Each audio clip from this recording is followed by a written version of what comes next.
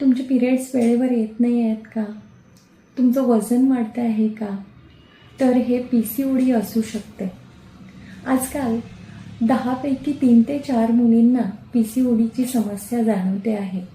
पण याबद्दल योग्य अशी माहिती बऱ्याच जणींना नाही आहे. आणि म्हणूनच नमस्कार, मी डॉक्टर वंदना गुरव. आज PCOD म्हणजे काय, त्याचे कारणं काय आहेत, त्याचे उपाय काय आहेत, त्याची लक्षणं काय असतात, हे अगदी साध्या सरळ आणि सोप्या भाषेत आज आपण जाणून घेणार आहोत. तर PCOD म्हणजे काय? PCOD म्हणजे पॉलिसिस्टिक ओव्हेरियन डिसीज. म्हणजेच स्त्रियांमध्ये ज्या ओव्हरीज असतात किंवा ज्या अंडाशय आहेत त्यामध्ये सिस्ट तयार होतात किंवा पाण्याच्या पुड्या तयार होतात, ज्याला आपण सिस्ट असे म्हणतो. आणि यामुळे हार्मोनल इम्बॅलन्स होतं आणि स्त्रियांमध्ये मेल हार्मोन्स म्हणजेच एंड्रोजनचं प्रमाण वाढतं आणि त्यामुळं PCODची समस्या जाणवते. तर आता आपण PCODची नेमकी लक्षणं काय असतात हे थोडक्यात जाणून घेणार आहोत. तर यामध्ये काय होतं, आपली पाळी लवकर येते किंवा खूप लेट होते. कधीकधी इतकी लेट होते 2 महिने, 3 महिने, 6 महिने किंवा अगदी वर्षाने सुद्धा काहींना मेन्सेस येतात. तसेच कधीकधी बंदही होऊन जाते. हे इरेग्युलर होण्याबरोबरच आपलं वजन वाढतं, तसेच हेअरफॉल व्हायला सुरू होतो, स्किन ऑइली व्हायला सुरू होते, चेहऱ्यावर पिंपल्स यायला सुरू होतात, तसेच एक्स्ट्रा हेअर ग्रोथ फेसवर यायला सुरू होते. त्याचबरोबर मूड स्विंग्स होतात. कधी कधी अचानक भीती वाटते, अचानक राग यायला लागतो, अचानक आपल्याला मनाला वाईट वाटतं. म्हणजे कधी कधी मूड स्विंग्स व्हायला सुरू होतात. तसेच PCODची प्रेग्नन्सीमध्ये सुद्धा खूप आपल्याला तक्रारी जाणवतात. तर आता आपण PCODची लक्षणं जाणून घेतली. तर बऱ्याच जणांचा हा प्रश्न असतो की हा नेमका PCOD होतो कशामुळं? तर मोस्टली PCOD हे हार्मोनल इम्बॅलन्समुळे होतं.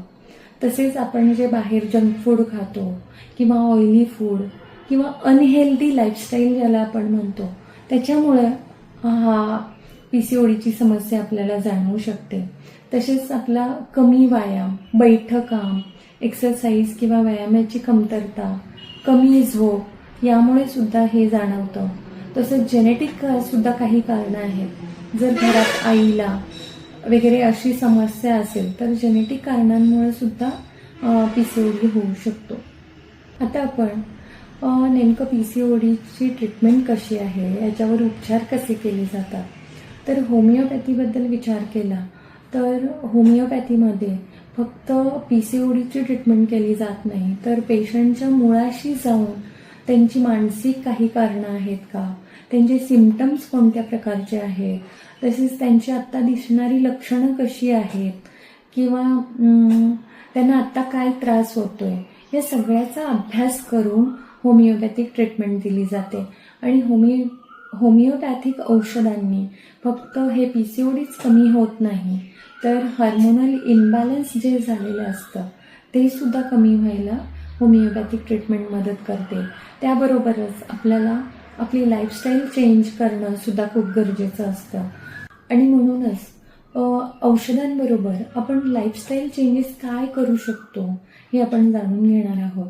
तर ट्रीटमेंटबरोबरच आपल्या खाण्यापिण्यात काही चेंजेस करायला हवेत. तर आपण जे जंक फूड आहे ते कमी केलं पाहिजे.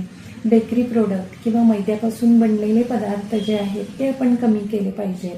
तसंच ज्यांचं बैठं काम, खूप जास्त वेळ बसून काम आहे, त्यांनी एक्सरसाइज वाढवला पाहिजे किंवा सतत व्यायाम, योगा यांची मदत घेतली पाहिजे.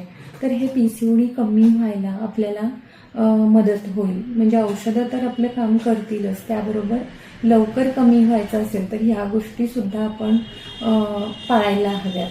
त्याचबरोबर झोप चांगली घ्यायला पाहिजे. मानसिक जो ताणतणाव आहे त्याच्यापासून आपण जितकं मुक्त राहू तेवढं आपण या आजारातून लवकर बरे, म्हणजे आजार म्हणता येणार नाही, एक लाईफस्टाईल डिसऑर्डर म्हणायला हरकत नाही. आणि म्हणूनच ट्रीटमेंटबरोबरच आपण आपल्या लाईफस्टाईलमध्ये काही चेंजेस केले तर आपण यातून लवकरच बाहेर पडू शकतो.